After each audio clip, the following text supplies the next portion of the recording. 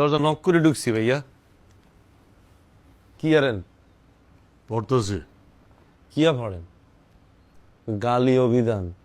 বাহ, যেমন আমনের তেমন আমনের বই, একদম পারফেক্ট। আপনি সব অদ্ভুত বই কোন তো না ভাইয়া। আমার কাছে সব অদ্ভুত অদ্ভুত বইয়ের কালেকশন পাবে। তোর লাগবো?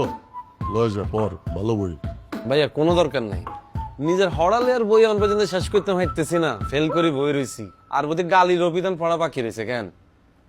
আর কাছে তো মনে হয় ভাই আপনার রুমে যেসব অদ্ভুত বই আছে, এই বই গুণ পড়ি পড়ি এই শিমলার হাবু ভাই নষ্ট হয়েছে। ওরা আগের তুই নষ্ট। শিমুলার হাবু চাইলে এরকম 2-4টা বই লাগতে পারে বেটা। আমার কথাটার সাথে আমি 100% একমত। এইটা একটা ভালো কথা বলছেন।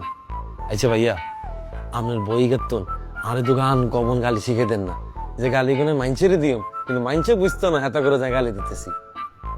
আর একটু ভিতরে যায় লই, তোর লেগে ভালো দেখে সহজ 2টা গালি খুঁজে বের করতেছি। ঠিক আছে।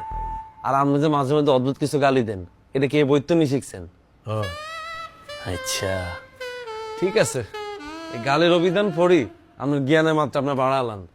অনেক যেটা বলতে এসছি ভাইয়া, সেই দিন যে আমি কইলাম পাগলা সুজনে বাসা নাম যাইতো না, এই কথা শোনার পরে কেমন মাইন্ড করছে না আর উপরে? হ্যাঁ, হালকা মাইন্ড করছি। তোর গেস্ট এইসব বাসায় মাসের পর মাস থাকলে সমস্যা নাই, আর আমার গেস্ট এইসব 2 দিন থাকলেই সমস্যা। আর আমার যে গেস্ট ওই জেলখানে তোর গুজ্জতারে বাজাইছে বেটা। এই যে ভাইয়া ভালো কথার ভিতরে আপনাকে গালি ঢুকে দিলেন, আর কথা কথা যে বলেন গুজ্জদান বাঁচাইছে, আই কি এত লেলপা নেই? আর নাম কাবিলা ভাইয়া, আর গুজ্জদার মারা এত সহজ না। আপনার গেস্ট তো আরো গেস্ট, আপনার এতটা বাসা দাওয়াত দেন। এত যদি দিনে দিনে চলে যায় তাহলে তো ভালো, আর যদি রাইতে থাকতে চায় তাহলে কিন্তু অনলি এক রাত আপনি হাতারে অ্যালাউ করবেন, এই কই দিলাম। ঠিক আছে, আমি পাগলা সুজন রাইতে কইতেছি, তুই ওই দিন হাবু আর শিমুলের ভালো মন্দ কিছু রানতে কইস। আচ্ছা ঠিক আছে, আমি কোনো কই দিও অনামনে খুশি নেই, হ্যাঁ সেখানে হাসি দেন না।